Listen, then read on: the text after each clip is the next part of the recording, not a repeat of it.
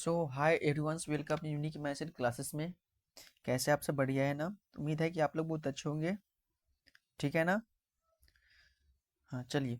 तो हम लोग जो आज की क्लास में डिस्कस करेंगे, यानी कि जो चैप्टर है मेरा मेंडल्स लॉ। क्या है? Mendel's law. तो हम लोग जो आज की क्लास में बात करेंगे मेंडल्स लॉ के बारे में, ये कि जितना भी आपका जो एमसीक्यू है मेंडल्स लॉ में जो बनाया हूँ, जो पीवाईक्यू पूछा गया है, तो इन सब के बारे में हम लोग आज की क्लास में डिस्कस करेंगे, जो कि आपका डिटेल्स रहेंगे। और इसमें लमसम आपको 30+ एमसीक्यू हम लोग आज की क्लास में डिस्कस करेंगे, जो कि सिर्फ मेंडल्स लॉ से हैं। ठीक है ना? तो सबसे पहले मैं बोलूँगा कि ये जो क्लास है, आप लोग को यहाँ पे दिख रहे होंगे कि जो आपके ये ABBMU जो होता है, आपका जो यूनिवर्सिटी है नकलो में है ना, ABBMU, वो जो आपके एग्जाम कंडक्ट करता है सीनेट और सीपेट का, जो कि बीएससी नर्सिंग, यानी कि जो बच्चों बीएससी नर्सिंग की प्रिपरेशन कर रहे हैं, जो 2026 में सीनेट की प्रिपरेशन कर रहे हैं एग्जाम के लिए, सीनेट और सीपेट के लिए, इन सभी के लिए सबसे इंपॉर्टेंट ये टेस्ट सीरीज है और इन बच्चों के लिए है। ठीक है ना? क्यों है? क्योंकि यहाँ पे जो है आपका हर एक साल का क्वेश्चंस जो जिस चैप्टर से आया हुआ है, तो मैं यहाँ पे अकॉर्डिंग टू चैप्टर के थ्रू ले रहा हूँ, यानी कि हर एक चैप्टर ले रहा हूँ और जिस चैप्टर से जो क्वेश्चंस पूछा गया है पीवाईक्यू, वो मैं इसमें ऐड किया हूँ। और ये एक्स्ट्रा इसमें अब मैंने अपने खुद से एमसीक्यू बना के इसमें डाला गया है। ठीक है ना? तो इससे बेहतर टेस्ट सीरीज आपको क्या चाहिए? Free of cost, right? हाँ, और जो मेरा जो क्लास की टाइमिंग है आपका कब है, तो आपका यानी कि 5:30 में, यानी कि डेली मेरा आपका 5:30 में शाम को क्लास चलता है, जिसमें किसी भी स्टूडेंट अभी तक मेरे चैनल को सब्सक्राइब नहीं किए होंगे तो सब्सक्राइब कर लेना, क्योंकि आप लोग जब सब्सक्राइब करे रहेंगे तो आपके पास मेरी क्लास का नोटिफिकेशन आपके पास ऑलरेडी चला जाएगा 5 साढ़े 5 तक। ठीक है ना? 5:15 तक आपके पास नोटिफिकेशन पहुंच जाएगा। ठीक है ना? तो इसलिए सब्सक्राइब कर लेना, आप सबके बेनिफिट रहेंगे। और अच्छे से हम लोग आज की क्लास डिस्कस करेंगे, जो भी किसी को डाउट होगा तो उसको पूछना है और मैं उसको डेफिनेटली बताऊंगा। ठीक है ना बच्चों? तो चलिए अपनी क्लास स्टार्ट करता हूँ। तो ये क्वेश्चंस आ चुका है, आपके स्लाइड पे दिख रहे होंगे, राइट? चलिए। तो इसमें जो फर्स्ट क्वेश्चंस कह रहा है कि फादर ऑफ जेनेटिक बताओ, यानी कि जेनेटिक के फादर किसे कहते हैं? जेनेटिक के फादर किसे कहते हैं? तो जेनेटिक के फादर किसे कहते हैं, किसी को पता है? बताओ। Father of genetic. तो बच्चों जेनेटिक के फादर हम किसे कहते हैं? क्या हम लोग डार्विन को हम लोग जेनेटिक के फादर कहते हैं? क्या लैमार्क को हम लोग जेनेटिक के फादर बोल सकते हैं? या मेंडल्स को हम लोग जेनेटिक के फादर बोल सकते हैं? या मॉर्गन को हम लोग जेनेटिक के फादर से बोल सकते हैं? तो आप लोग पढ़े होंगे कि जेनेटिक के बारे में जो मैं आपको पढ़ाया हूँ मेंडल्स लॉ में। ठीक है ना? तो देखो जो मैं पढ़ाया हूँ आपको चैप्टर में, मैं उसी चैप्टर का टेस्ट सीरीज तैयार किया है। ठीक है ना? ऑलरेडी यहाँ पे मैं मेंशन कर दिया हूँ अपने एक सिलेबस, जो मैं आपको बताया था ना एक वीडियो में, जो सिलेबस क्या क्या है उसमें आप लोग को ऑलरेडी बता चुका हूँ। ठीक है ना? तो जो अभी मैं जो आपका जो क्वेश्चंस जो करवा रहा हूँ वो आपका सिर्फ सब एक चैप्टर से है, और इस चैप्टर जो आप लोग पढ़े होंगे ना, तो उसी से हर एक क्वेश्चंस निकाला निकाला गया है, राइट? तो अच्छे से पढ़े होंगे तो आप लोग डेफिनेटली इस क्वेश्चंस को अटेंड कर पाओगे, क्योंकि बहुत इजी क्वेश्चंस हैं। बताओ जेनेटिक की फादर किसे कहते हैं? बताओ जेनेटिक की फादर किसे कहते हैं? तो बच्चों जेनेटिक के जो फादर होते हैं इसको हम लोग किसको बोलते हैं? तो मेंडल्स को हम लोग जेनेटिक के फादर बोलते हैं। किसको बोलते हैं? तो मेंडल को हम लोग क्या बोलते हैं? ये जेनेटिक की फादर है। ये क्वेश्चन आपको पूछा गया है बहुत बार। ठीक है ना? तो मैं यहाँ पे ये नहीं लिखता हूँ कि ये पीवाईक्यू है। ठीक है ना? यहाँ पे जो है ना आपको मोस्टली आपको 10 से 15 पीवाईक्यू इसमें ऐड किया गया है, और 10 से 15 क्वेश्चन जो है आपके एमसीक्यू इसमें दिया गया है, जो कि आपको 2026 में यहाँ से क्वेश्चन देखने को मिलेगा सीनेट एग्जाम में और सीपेट में। ठीक है ना? तो आप लोग को हर एक क्वेश्चन को अच्छे से समझना है। जो क्वेश्चन आपको समझ नहीं आएगा, ठीक है ना, तो हमसे पूछना है, कॉमेंट कर देना, मैं आपको डेफिनेटली बता दूंगा। ठीक है ना बच्चों? घबराने वाली बात नहीं है। और अच्छे से करो, क्योंकि फ्री ऑफ कॉस्ट है भाई। यही आप लोग किसी प्लेटफॉर्म से लगाओगे तो वहां पे आपको 1000 रुपया 1500 लेता है। ठीक है ना? यही क्वेश्चंस मिलेगा, कोई चेंजेस नहीं रहता है, सेम क्वेश्चंस। भाई चैप्टर चेंज हो जाएगा क्या? ब्रेन के जगह पे तुम्हें किडनी घुसा देगा, क्वेश्चंस में नहीं घुसाएगा। जो ब्रेन का वो ब्रेन का ही पूछेगा, जो किडनी का है तो किडनी का ही पूछेगा। इसलिए अच्छे से लगाओ, फ्री ऑफ कॉस्ट है, और आप लोग को अच्छे से अपना गोल अचीव कर पाओगे। ठीक है ना? चलो। तो देखो बच्चों अगला क्वेश्चन है, ये क्वेश्चन है कि Mendel perform his experiment on. बताओ मेंडल जो थे वो अपना एक्सपेरिमेंट किस पे परफॉर्म किए थे? जैसे हम लोग अभी पढ़ रहे हैं, पढ़ाई कर रहे हैं ना, तो जो हम लोग जब सीनेट एग्जाम तैयार जय सॉरी आप लोग जब आप लोग सीनेट एग्जाम क्वालिफाई कर लोगे ना, तो आप लोग कॉलेज में जाओगे। ठीक है ना? तो कॉलेज में क्या होगा, वहाँ पे प्रैक्टिकल होंगे, आपको प्रैक्टिकल के थ्रू बताया जाएगा। ठीक है ना? कोई चीज़ पे प्रैक्टिकल होगा, केमिकल डाल के होगा। तो क्या कर रहा है ये हम लोग इसको एक्सपेरिमेंट कराएं कोई एक चीज पे। तो उसी प्रकार जो मेंडल ने जो जो अपना एक्सपेरिमेंट परफॉर्म किया था वो किस पे किया था, बताओ कौन सी प्लांट पे मेंडल ने अपना एक्सपेरिमेंट किया था, कौन सी प्लांट पे किए थे? तो मैज के प्लांट पे किए थे, या पी यानी कि मटर के पौधों पे किया था, या वीट के प्लांट पे किए थे, या सनफ्लावर के प्लांट पे किए थे। तो ये क्वेश्चन बहुत बार रिपीट किया गया है कि जो मेंडल जो एक महान साइंटिस्ट थे, ठीक है ना, जो मेंडल जो एक महान साइंटिस्ट थे जिसे हमने जेनेटिक के फादर के नाम से जानते हैं, वो अपना एक्सपेरिमेंट किस प्लांट पे किए थे? तो वो जो अपना एक्सपेरिमेंट किए थे ना, वो आपको मटर के प्लांट्स पे किए थे। किस पे किए थे? तो पी प्लांट पे किए थे। यानी कि आपका जो राइट आंसर हो जाएगा B will be the right answer. सभी ठीक है ना सभी को? हाँ हाँ हाँ, मेंडल ने जो एक्सपेरिमेंट किए थे ना वो आपका मटर के पौधों पे किए थे। चलो।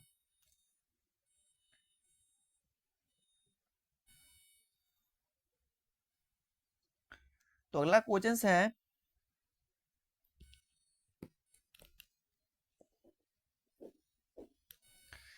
कि scientific name of P plants. बताओ मटर के पौधों का साइंटिफिक नेम क्या है? जैसे हम लोग का नाम है ना, ह्यूमन का साइंटिफिक नेम क्या है? होमो सेपियंस, है ना? बताओ ना क्या है? होमो सेपियंस है ना ह्यूमन का साइंटिफिक नेम। बताओ बच्चों। उसी प्रकार जो मटर के पौधा है उसका साइंटिफिक नेम क्या है? जीएमए है, या पाइसम सटाइवम है, या ट्राइटम एसिस्टीमियम है, या सोलेनम ट्यूबरसम है? क्या नाम है? तो जो मटर जो है, ये जो मेरा पी प्लांट है उसका जो साइंटिफिक नेम है आपका पाइसम सटाइवा है। क्या नाम है बच्चों? तो पाइसम सटाइवा जो है ये एक साइंटिफिक नेम है। क्या है? तो ये साइंटिफिक नेम है किसका है? तो पी प्लांट का। राइट। पी प्लांट का साइंटिफिक नेम क्या है? पाइसम सटाइवा। इसलिए जो आपका राइट आंसर हो जाएगा B will be the right answer. ठीक है ना बच्चों? चलो। अगला क्वेश्चन है कि law of segregation is also called as. बताओ जो सिग्रेशन का जो लॉ होता है उसको हम लोग क्या बोलते हैं? Law of segregations is called as. बताओ क्या बोल सकते हैं इस लॉ को हम लोग? क्या बोल सकते हैं? बताओ बच्चों क्या बोल सकते हैं? जल्दी से बताओ, जल्दी से बताओ क्या बोल सकते हैं? Law of purity of gametes बोल सकते हैं क्या? लॉ ऑफ डोमिनेंस बोल सकते हैं क्या? लॉ ऑफ इनहेरिटेंस बोल सकते हैं क्या? लॉ ऑफ वेरिएशंस बोल सकते हैं? तो जो मेरा सिग्रेशंस का जो लॉ होते हैं ना, इसको हम लोग क्या बोलते हैं? इसको हम लोग बोलते हैं law of purity of gametes. क्या बोलते हैं? तो law of purity of gametes. तो इसका जो राइट आंसर हो जाएगा क्या हो जाएगा? B will be the sorry A will be the right answer. क्या हो जाएगा? इसका ए आंसर हो जाएगा। क्या हो जाएगा? Law of purity of gametes. यानी कि जो सिग्रीगेशन जो है इसको हम लोग क्या बोल सकते हैं? Law of purity of gametes. ठीक है ना? क्लियर सभी को? चलो देखिए अगला क्वेश्चन जो मेरा है क्या है बच्चों? अगला क्वेश्चन जो मेरा है, इस क्वेश्चन में कह रहा है कि मेडल्स पब्लिश्ड हिज वर्क्स। जो मेडल्स जो थे अपने वर्क को कब पब्लिश किया था? जैसे समझते हो ना कि हम लोग कोई प्रोग्राम रखते हैं ना, तो एक मतलब अपने फैमिली में प्राइवेट रखते हैं। जैसे कि मान लो किसी का शादी करने अपने फैमिली में कोई भाई या बहन का, तो पहले अपने फैमिली में सब डिस्कस कर लेंगे कि कैसे क्या होने वाला, अपना प्रोग्राम सब सेट करके रखेंगे। ठीक है ना? फिर एक ऐसा दिन आएगा, एक ऐसा डेट आएगा जिसके दिन हम लोग क्या होगा, उस दिन शादी होगा उस टाइम। ठीक है ना? उसी प्रकार जो मेडल्स जो थे, जो अपना वर्क जो रखा था, जो भी उसका वर्क था, वो कब पब्लिक के सामने वो रखा गया था, कब पब्लिश किया था? यानी कि हर एक पब्लिक को पता चलेगा कि ये मेंडल्स ने ये काम किया है। कब किया था बताओ बच्चों? कब किया था?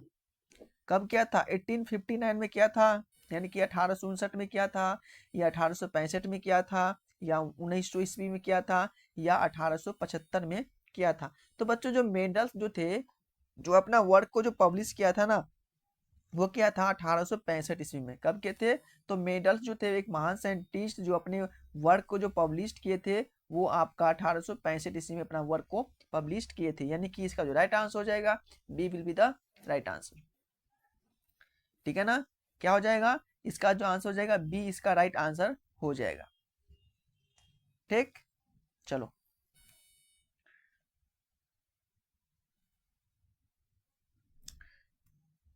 अगला क्वेश्चन है कि F1 generations of monohybrids cross so, यानी कि जो F1 जनरेशन जो होता है मोनोहाइब्रिड में जो क्रॉस सेक्शन होता है उसको हम लोग ये क्या शो करता है, बताओ ये क्या शो करता है।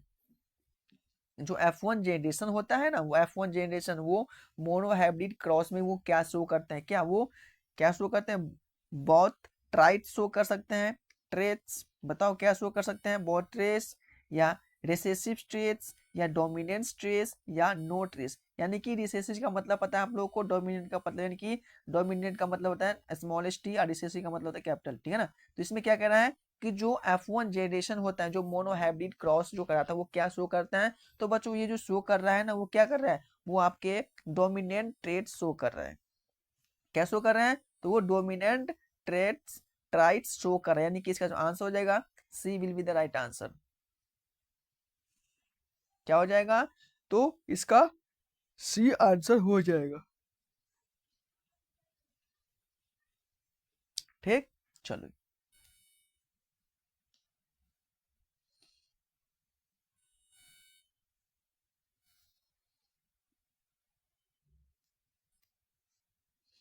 अगला क्वेश्चन है कि phenotypic ratio of monohybrid cross F2, बताओ जो फिनोटाइपिक रेशियो होता है मोनोहाइब्रिड क्रॉस जब करासे F2 में, ठीक है ना, जब F2 में मोनोहाइब्रिड क्रॉस होता है तो इसमें फिनोटाइपिक रेशियो कितना होता है।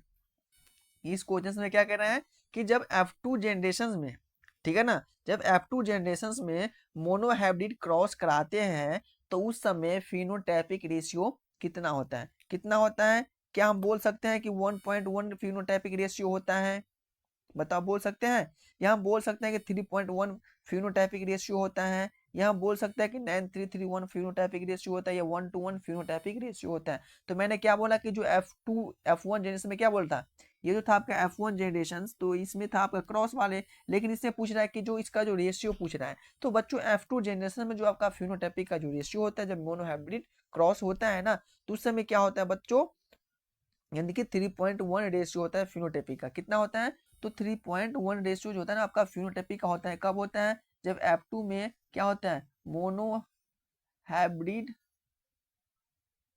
क्रॉस होता है। मोनोहाइब्रिड क्रॉस जब आपका फिनोटाइपिक रेशियो में कब कितना होगा, जब F2 जनरेशन होगा तो 3.3 टू जा 1 हो जाएगा, ठीक है ना, 3 टू जा 1 हो जाएगा। इसको हम लोग हिंदी में बोलते हैं 3:1, ठीक है ना। हाँ, चलिए अगला क्वेश्चन है कि genotypic ratio of monohybrid cross F2, बताओ मैंने इसमें बोला कि फिनोटाइपिक रेशियो और इस क्वेश्चन में बोल रहा है कि जीनोटाइपिक रेशियो। बताओ जीनोटाइपिक रेशियो कितना होता है, ये बहुत इजी है भाई, सबको याद होना चाहिए कि जब मोनोहाइब्रिड क्रॉस जब F2 जनरेशन में हो रहा है तो इसमें इसका जीनोटाइपिक रेशियो कितना होगा, कितना होगा, क्या 3:2 हो जाएगा या 1:1 हो जाएगा या 1:1 हो जाएगा या आपका 9:3 हो जाएगा। तो बच्चों जब मोनोहाइब्रिड क्रॉस हो रहा है जब F2 में तो इसका फिनोटाइपिक रेशियो हो जाएगा, कितना हो जाएगा, 3:1 हो जाएगा, फिर इसका जीनोटाइपिक रेशियो हो जाएगा 1:1 हो जाएगा, कितना हो जाएगा 1:1 हो जाएगा। तो सी इसका राइट आंसर हो जाएगा। क्लियर सभी को।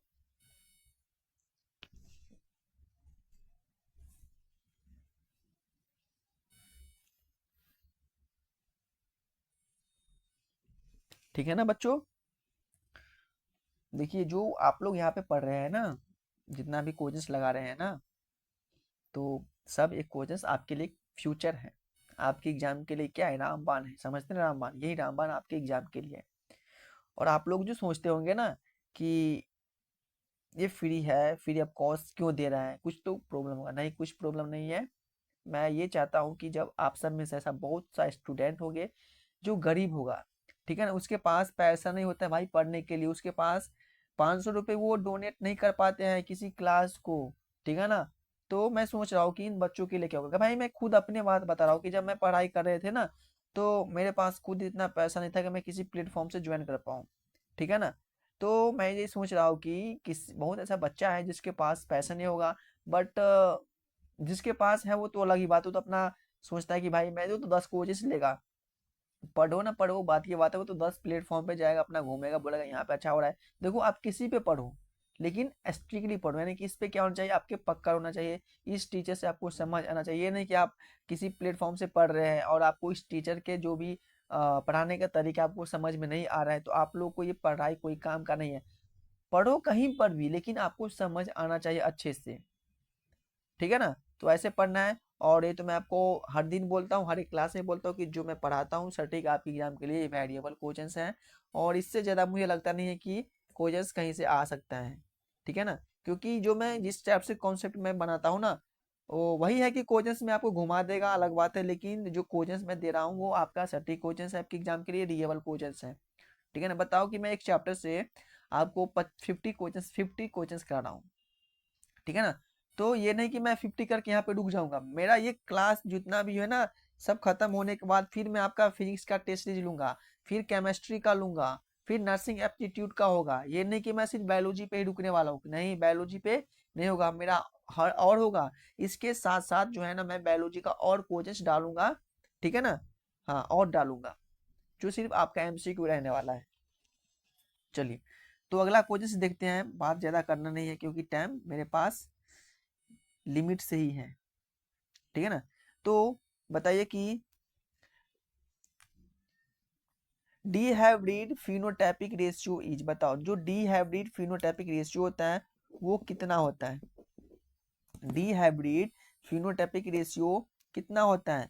तो डी हाइब्रिड फिनोटाइपिक रेशियो हम बोल सकते हैं कि 3:1 होता है, या 9:3:1 हो जाएगा, व 1:1 हो जाएगा, या 1:1 हो जाएगा। तो बच्चों जो डी हाइब्रिड जो फिनोटाइपिक रेशियो होता है वो आपका हो जाएगा 9:3:1। कितना हो जाएगा, तो 9:3:1 जो होता है आपका डी हाइब्रिड फिनोटाइपिक रेशियो होता है। क्या होता है, तो डी हाइब्रिड फिनोटाइपिक रेशियो आपका होता है 9:3:1, जो कि आपका बिल्कुल राइट आंसर है, राइट। चलिए, नेक्स्ट क्वेश्चन है मेरा कि law of independence assortment applied to, जो मेरा लॉ ऑफ इंडिपेंडेंट है, ठीक है ना, जो लॉ ऑफ इंडिपेंडेंट है वो असॉर्टमेंट कहाँ अप्लाई होता है, अप्लाइड टू, बताएं। लिंकेज जीन्स के थ्रू होता है, बताओ, लिंकेज जीन से होता है, या सेम क्रोमोसोम जीन से वो अप्लाइड होता है, या डिफरेंट क्रोमोसोम जीन से वो अप्लाइड होता है, या माइटोकॉन्ड्रियल जीन से वो अप्लाइड होता है। जो कि आपका लॉ ऑफ इंडिपेंडेंट असॉर्टमेंट जो अप्लाई होता है वो किस चीज से वो होता है। तो बच्चों, जो आपके लॉ ऑफ जो इंडिपेंडेंस जो होता है वो आपका असॉर्टमेंट जो अप्लाई हो रहा है ना, वो आपका होता है डिफरेंट क्रोमोसोम जीन से होता है। किससे होता है, तो आपका ये डिफरेंट क्रोमोसोम जीन से होता है, ठीक है ना। आपका जो आंसर हो जाएगा सी विल बी द आपका राइट आंसर। समझ में आ गया। चलिए, अगला क्वेश्चन है कि T T cross sorry capital T cross small T T gives F1 genotypes. बताओ क्या दिखा रहा है ये, बताओ क्या दिखा रहा है कि जब कैपिटल टी है और ये स्मॉल टी टी है, जब F1 जनरेशन में इसका जीनोटाइप्स क्या हो जाएगा, क्या हो जाएगा बताओ। तब मैं यहाँ पे मैं रफ में कुछ कर रहा हूँ, तब तब आपको भी बना के बताना है कि जब F1 में रहेगा, जब कैपिटल टी रहेगा, ठीक है ना, और जब स्मॉल टी रहेगा।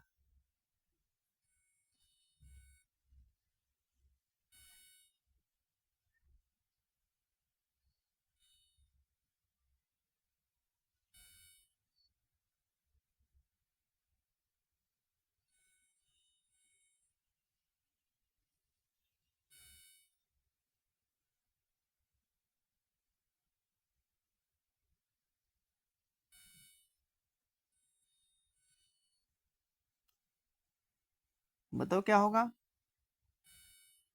बताइए बच्चों क्या होगा, क्या होगा।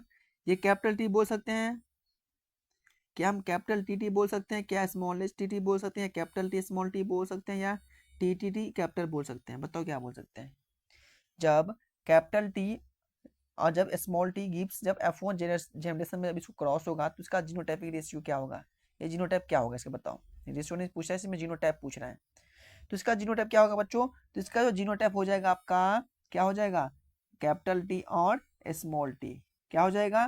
कैपिटल टी और स्मॉल टी, यानी कि सी इसका राइट आंसर बैठ रहा है। और इस क्वेश्चन को आपको घर पे जाकर ट्राई करना है, ठीक है ना। इस क्वेश्चन को आपके लिए ये होमवर्क है, इसको आपको बनाना है घर पे। स्क्रीनशॉट ले लो आप लोग इसको और इसको बनाना है। चलो देखो नेक्स्ट क्वेश्चन है कि test cross is crossing between. बताओ जब टेस्ट क्रॉस क्रॉसिंग बिटवीन किसके बीच में हो रहा है? टेस्ट क्रॉस किसके बीच में क्रॉसिंग होता है?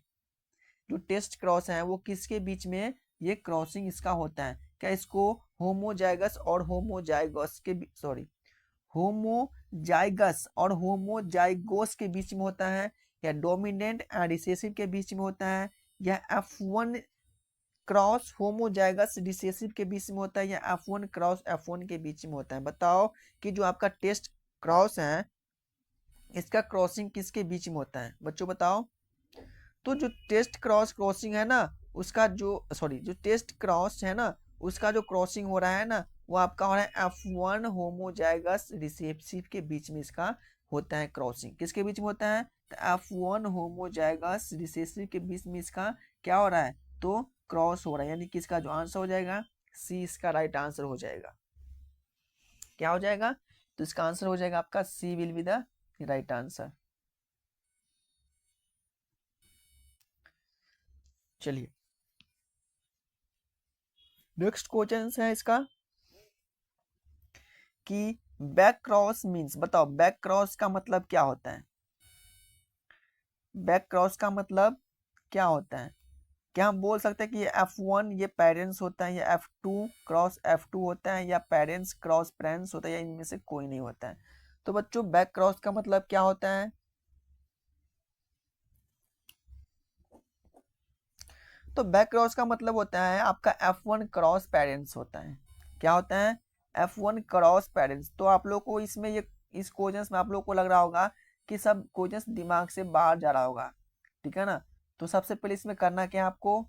आपको जाना है और मेडल्स लॉ थ्योरी पढ़ना है, तब आपको ये सारा क्वेश्चन बन जाएगा। और ये मैं आपको पढ़ाया हूँ, ठीक है ना। आप मेरे प्लेटफॉर्म से जुड़े हैं ना, तो आपको क्या करना है, आप मेरे वीडियो में जाना, आप यूट्यूब को खोलना, यूट्यूब को खोलने के बाद आप मेरे चैनल को ढूंढना UMS क्लासेस 507, ठीक है ना। आ गया। फिर इसको क्या करना है, इसमें जाकर के आपको जो वीडियो में जाना है ऑटोमेटिक आप तो मेरे चैनल पे है ही, ठीक है ना। तो इसमें सिर्फ वीडियो में जाना है आपको। वीडियो में जाने के बाद क्या करना है, इसमें से आपको ढूंढना है कि मेडल्स लॉ, ठीक है ना। और ये मेडल्स के थ्योरी में आपको अच्छे से पढ़ाया हूं, बहुत अच्छे से, आपको बहुत मजा आएगा, ठीक है ना। और बहुत हंसी भी आएगा पढ़ने में, ऐसा कुछ नहीं है कि बोरिंग सा फील होगा, ठीक है ना। तो इसको पढ़ना है और आपको फिर दोबारा से इस मेडल्स लॉ के क्वेश्चंस लगाना है। अब बहुत इंपॉर्टेंट चैप्टर है ये, ठीक है ना बच्चों। चलो तो अगला क्वेश्चन है मेरा कि Mendel selected P plant because. बताओ जो मेंडल थे ना वो आपका मटर का पौधा क्यों ही सिलेक्ट किया? क्यों सिलेक्ट किया? इसमें तो कुछ रीजन होगा ना। मटर पौधे को जो सिलेक्ट किया जो मेडल साइंटिस्ट, वो क्यों किया साइंटिस्ट इसको सिलेक्ट? क्या क्यों नहीं ये आम का प्लांट का वो सिलेक्ट कर पाया? क्यों नहीं वो लीची का प्लांट सिलेक्ट किया? क्यों नहीं ये पपाया का प्लांट सिलेक्ट किया? ठीक है ना। क्यों नहीं एप्पल के प्लांट सिलेक्ट किया? क्यों नहीं स्ट्रॉबेरी का प्लांट सिलेक्ट किया? क्यों नहीं ब्लैकबेरी का प्लांट सिलेक्ट किया? तो कुछ तो रीजन होगा ना, जो कि मेरा मेडल्स जो साइंटिस्ट थे वो पी प्लांट ही सिलेक्ट किया। क्या रीजन था? तो हम बोल सकते हैं कि शॉर्ट लाइफ साइकिल, ये रीजन था। क्या हम बोल सकते हैं कि सेल्फ पॉलिनेशन, क्या उसमें खुद से पॉलिनेशन होता है इसलिए उसको सिलेक्ट किया? क्या बोल सकते हैं कि इसमें मेनी कॉन्स्ट्रक्टिंग ट्रेट होता है, या इसमें से सभी के लिए उसने सेलेक्ट किया? तो बचाओ कि जो मेडल थे वो मेडल ने अपने एक्सपेरिमेंट के लिए पी प्लांट क्यों सिलेक्ट किया? तो बच्चों मेडल जो थे ना इसको अपना एक्सपेरिमेंट के लिए पी प्लांट इसलिए सिलेक्ट किया क्योंकि ये शॉर्ट लाइफ साइकिल की प्लांट है, यानी कि जो इसका जो लाइफ साइकिल होता है वो कुछ ही दिनों का होता है, ठीक है ना। और इसमें क्या होता है, ये भी इसका राइट कहना है। क्या ये भी राइट हो जाएगा, यानी कि इसका लाइफ साइकिल शॉर्ट होना चाहिए, सही बात है।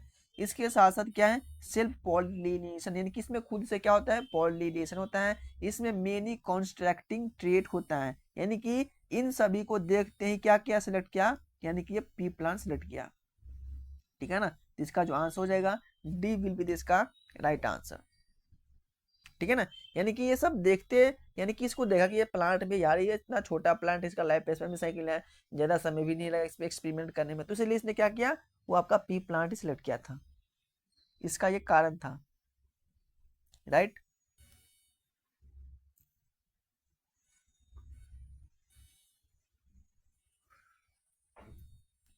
चलिए अगला क्वेश्चन है कि number of trace study bye Mendel.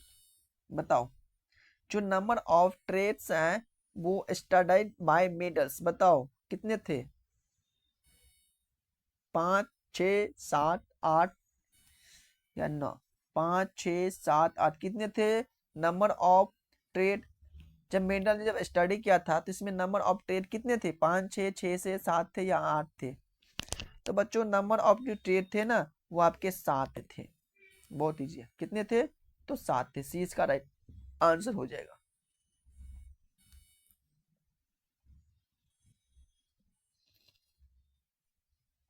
ठीक है ना?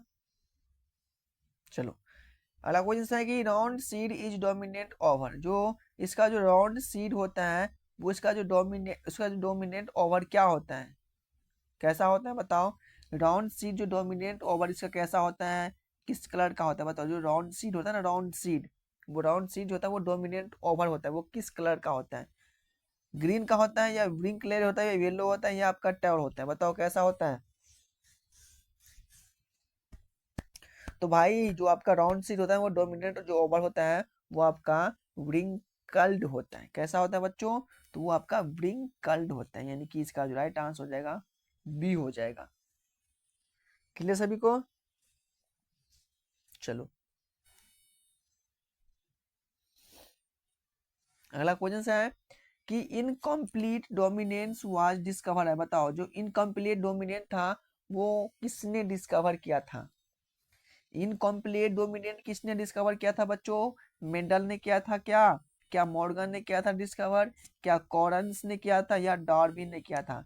बताओ इनकम्प्लीट डोमिनेंस डिस्कवर यानी कि जो इनकम्प्लीट डोमिनेंट था वो किसने डिस्कवर किया था? तो बच्चों जो इनकम्प्लीट डोमिनेंट था वो किसने डिस्कवर किया था? जल्दी से बताओ किसने डिस्कवर किया था?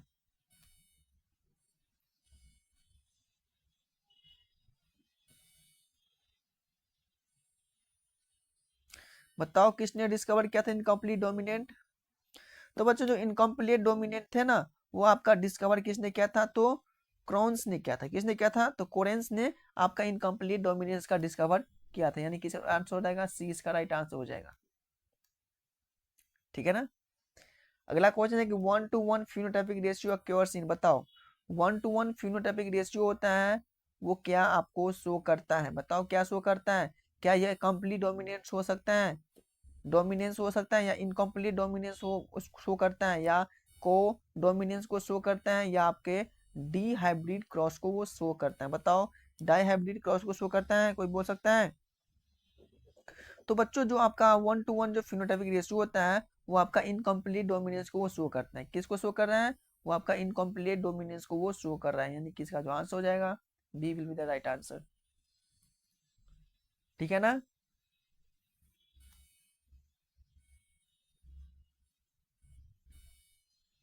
अगला क्वेश्चन है कि लॉ ऑफ डोमिनेंट स्टेट। जो आपका जो जो लॉ दिया है डोमिनेंट का उसका स्टेट क्या है? स्टेटस। लॉ ऑफ डोमिनेंस का स्टेटस क्या है? बताओ जल्दी से लॉ ऑफ डोमिनेंट का स्टेटस क्या है? लॉ ऑफ डोमिनेंट का स्टेटस क्या है?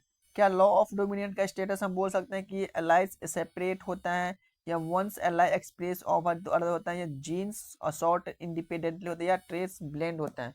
तो बच्चों जो लॉ ऑफ डोमिनेंट स्टेट होता है ना, सॉरी जो लॉ ऑफ डोमिनेंट होता है उसको इसका स्टेटस क्या होता है पता है ना? इसका स्टेटस जो हो जाएगा ना आपका क्या हो जाएगा? तो इसका स्टेटस हो जाएगा one allele express over other. ठीक है ना? इसका स्टेटस क्या है लॉ ऑफ डोमिनेंट का? इसका स्टेटस है law of allele express over other.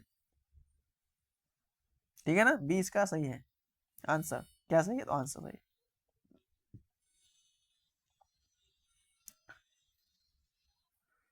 देखिए इस क्वेश्चन से पूछ दिया कि एलील मींस क्या होता है? बताओ अलील्स मींस क्या होता है? किसी को पता है कि अलील्स मींस क्या होता है? जल्दी बताओ अलील्स मींस क्या होता है? अलील्स मींस होता है डिफरेंट फ्रॉम जीन्स, यानी कि अलग अलग प्रकार का जीन होता है जिसको बोलते हैं हम लोग अलील। अलील किसको बोलेंगे? जो अलग अलग प्रकार का जीन होगा। क्या प्रोटीन्स को हम लोग अलीन बोलते हैं, या क्रोमोसोम को हम लोग अलीन बोलते हैं, या आपका डीएनए स्ट्रैंड को हम लोग अलीन बोलते हैं। तो जो भाई डिफरेंट डिफरेंट कलर का क्रोमोसोम होता है ना, उसी को हम लोग अलीन बोलते हैं। क्या बोलते हैं? अलीन बोलते हैं। इसका आंसर हो जाएगा ए, इसका राइट आंसर हो जाएगा। क्या हो जाएगा? तो इसका जो आंसर हो जाएगा A will be the right answer.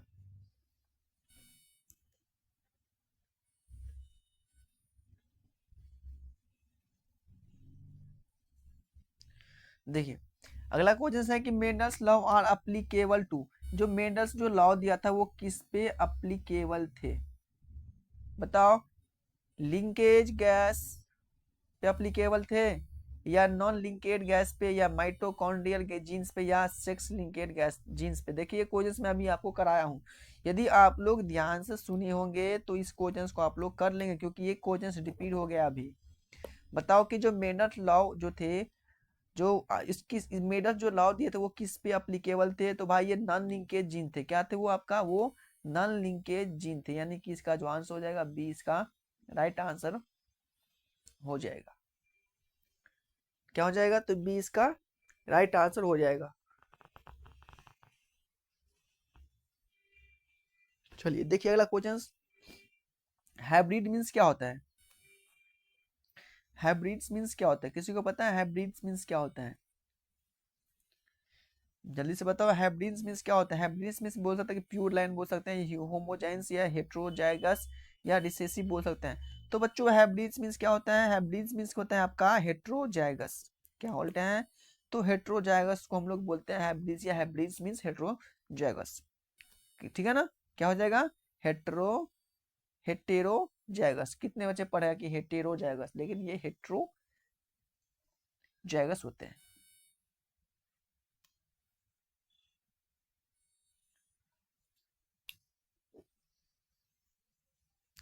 देखिए अगला क्वेश्चन है कि होमोजाइगस कंडीशंस एग्जांपल।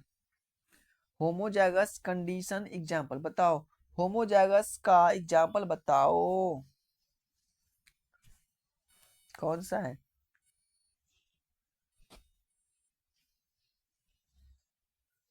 का ये है कैपिटल टी, इसका एग्जांपल। अगला है कि गैमेट्स आर फॉर्मेड बाय। बताओ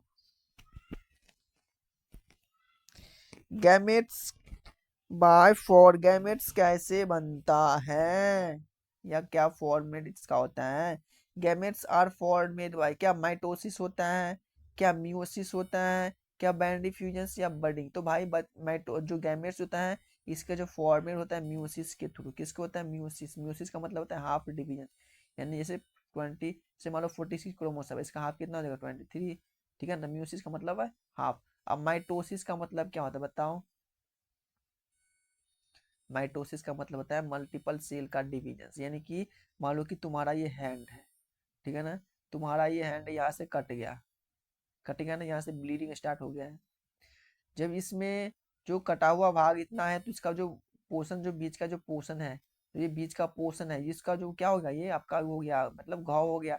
इसको भरने में जो आपका सेल क्या करेगा? तो अपने सेल यानी कि मल्टीपल सेल का डिवीजन होगा। क्या होगा? मल्टीपल सेल का डिवीजन होगा। डिवीजन करते करते क्या होगा? वो अपना एक स्पेस को कवर कर लेगा, जिसको हम बोलते हैं हम लोग माइटोसिस। म्यूसिस का मतलब होता है कि एक सेल दो ही डिवीजन करेगा। माइटोसिस मतलब एक सेल बहुत मल्टीपल करता है। ये माइटोसिस मतलब होता है कि ये जो है प्रोकैरियोटिक में होता है।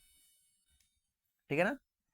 देखिए तो अगला क्वेश्चन है, छोटा क्वेश्चन क्या इसमें?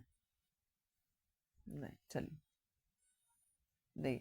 अगला क्वेश्चन है कि 9331 शो। बताओ 9331 किसको शो कर रहा है?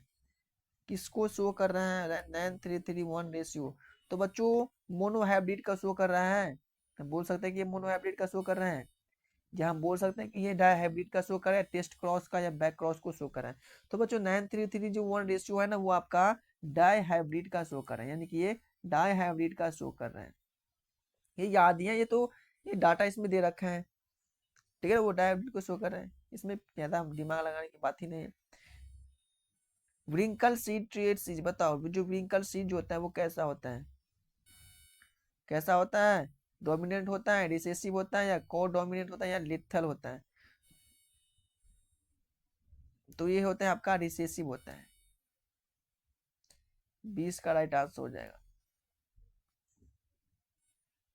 क्या हो जाएगा? तो बी विल बी इसका right answer. F2 generation is obtain bye, बताओ F2 जनरेशन होता है वो कहाँ से ऑब्टेन होता है? F2 जनरेशन कहाँ से ऑब्टेन होता है? कैपिटल PP से, या F1 जनरेशन से, F1 क्रॉस पेरेंट जनरेशन से, या टेस्ट क्रॉस से होता है? तो F2 जनरेशन होता है वो कहाँ से ऑब्टेन होता है, कहाँ से प्राप्त होता है? ऑब्टेन मतलब प्राप्त होना। बताओ F2 जनरेशन कहाँ से ऑब्टेन हो रहा है या ऑब्टेन बाय? बताओ F2 जनरेशन ऑब्टेन बाय,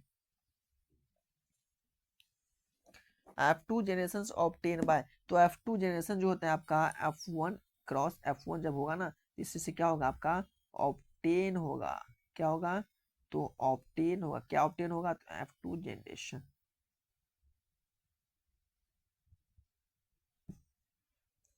ठीक, चलिए अगला है कि if phenotypic ratio, if phenotypic 1:1 it's indicates, जब फिनो, यदि मान लो कि जब फिनोटाइपिक का जब इसका जब फिनोटाइपिक 1:1 हो जाएगा तो वो किस चीज को शो करेगा? बताओ जब फिनोटाइपिक 1:1 हो जाएगा तो वो किस चीज को इंडिकेट करता है? वो मोनोहाइब्रिड को इंडिकेट करता है, ये मोनोहाइब्रिड को इंडिकेट करेगा, या डायहाइब्रिड को इंडिकेट करेगा, या टेस्ट क्रॉस को इंडिकेट करेगा, या बैक क्रॉस को इंडिकेट करेगा?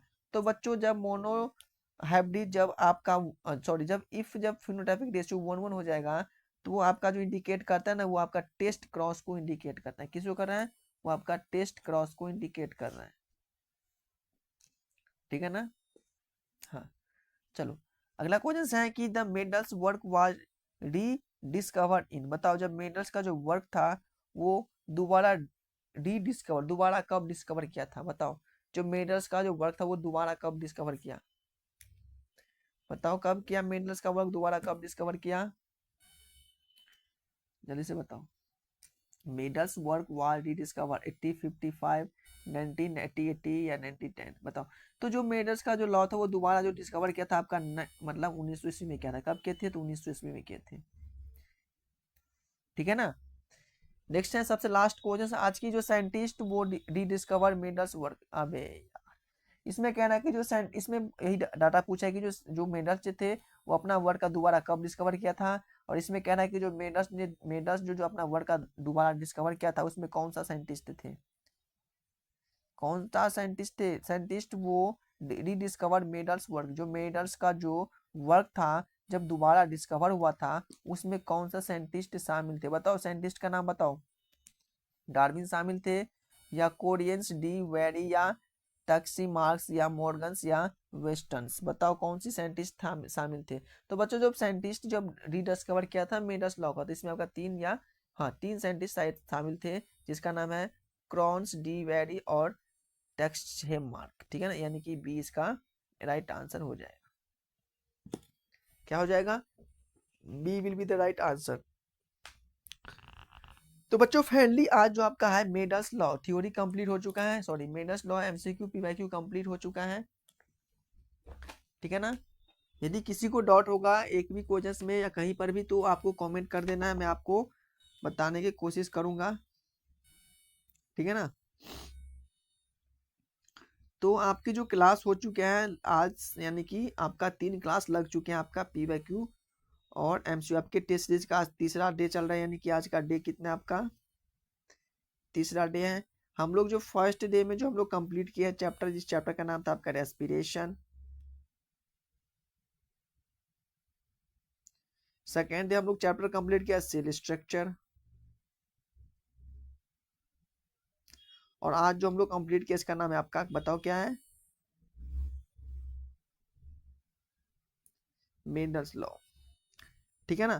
तो हम लोग ये चारों चैप्टर कंप्लीट, सॉरी ये हम लोग तीनों चैप्टर कंप्लीट कर चुके हैं।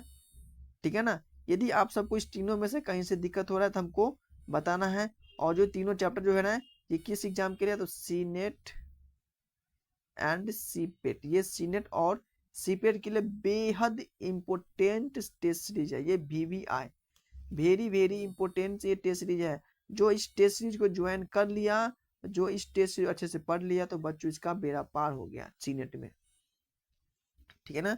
तो मैं यहाँ पे फिजिक्स का भी कराऊंगा, हर एक चैप्टर को आपको टेंशन नहीं लेना है कोई भी चीज में। ठीक है ना? बिंदास पढ़िए, बिंदास रहिए। यदि आप कहीं से पढ़े कोई दिक्कत नहीं है, लेकिन टेस्ट सीरीज लगाइए। जितना आप लोग क्वेश्चन लगाएगा इतना आप लोगों को क्या होगा? क्लैरिटी आएगा आपको। जो भी टॉपिक था ना उस टॉपिक में आपको क्लियर हो जाएगा, अच्छे से आप लोग समझ जाएंगे इस टॉपिक के बारे में।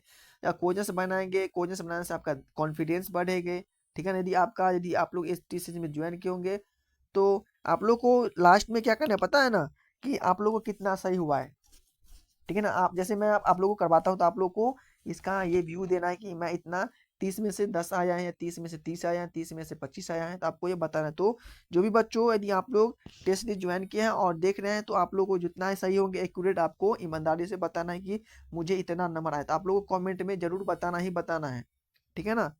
ताकि हम भी देखेंगे ना कितना बच्चों कितना सही कर रहे हैं कितना नहीं कर रहे हैं।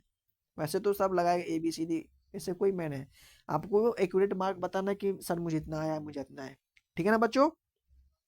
तो ये रहा आपकी क्लास 2026 के लिए, जो कि ये आपके ABV MU के लिए अटल बिहारी वाजपेयी यूनिवर्सिटी जो एग्जाम करवाता है। आपको पता होगा सीनेट और सीपेट जो एग्जाम होता है, पता है ना, सीनेट और सीपेट, इन सभी के लिए बेहद इम्पोर्टेंट ये आप सभी के बीच टेस्ट सीरीज लॉन्च कर दिया हूँ मैं, जो कि ये बिल्कुल फ्री ऑफ कॉस्ट है, कोई भी आपका इसमें पैसा नहीं लगने वाला है, ठीक है ना। आप लोग आइए, डेली पढ़िए, और मैं चाह रहा हूँ कि आप लोग को अच्छे मार्क्स से आप लोग ने सीनेट एग्जाम को क्वालिफाई करें, ताकि आप लोग गवर्नमेंट कॉलेज मिल जाए, ठीक है ना। तो मैं यही उम्मीद करूंगा आप सबसे कि आप लोग डेली क्लास लगाइए। मेरा क्लास आपका डेली हो रहा है कितने बजे, तो डेली 5:30 बजे शाम को स्टार्ट होता है। और यदि आप लोग मेरे चैनल को सब्सक्राइब किए रहेंगे तो आपके पास 5 बजे नोटिफिकेशन आपके पास पहुंच जाएगी, ठीक है ना। आपके पास 5 बजे नोटिफिकेशन मेरी क्लास का पहुंच जाएगा, ठीक है ना बच्चों। चलिए, तो बच्चों मिलते हैं नेक्स्ट क्लास में, तब तक के लिए bye bye, tata, take care. इतने पे अपनी क्लास आज बंद करते हैं। ओके।